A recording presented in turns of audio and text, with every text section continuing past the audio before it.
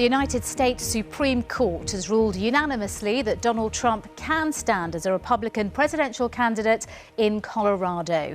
He'd originally been struck off the ballot by the state's Supreme Court under a ruling which had held him accountable for the attack on the Capitol on the 6th of January in 2021 by his supporters.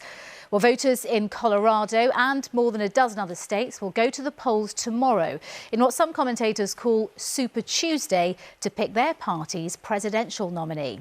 From Washington, Gary O'Donoghue reports.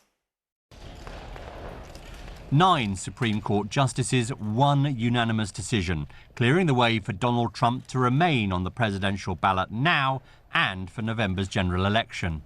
Following hard on the heels of last week's decision by the court to intervene in a criminal case over his part in the Capitol riots, the former president was today singing the court's praises. I have great respect for the Supreme Court, and I want to just thank them for working so quickly and so diligently and so brilliantly. And again, this is a unifying factor.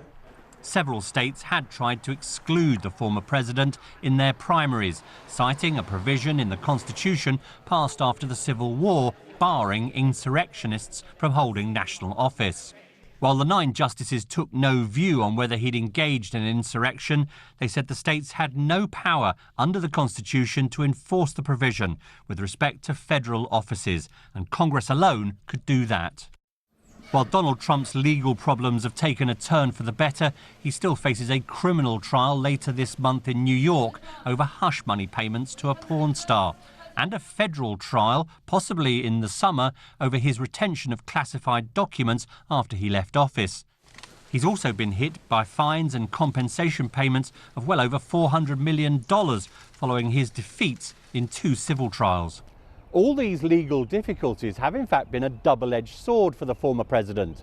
He's managed to raise huge amounts of money off the back of them, and by politicising the court cases, he's motivated his own supporters. But the polls still show that some voters in those key swing states won't vote for him if he becomes a convicted felon before the election. Despite all his legal problems, the former president looks set to sweep the board tomorrow when 15 states vote in the Republican primary.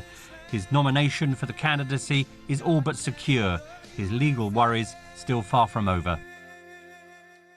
And Gary joins us now from the Supreme Court. Gary, tomorrow is one of the biggest days for the race to the White House. What can we expect?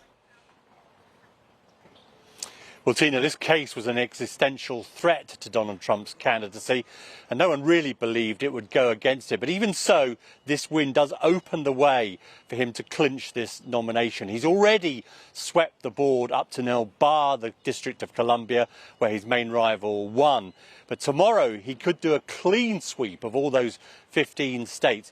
It won't mathematically guarantee him the nomination, but it will put him practically unassailable.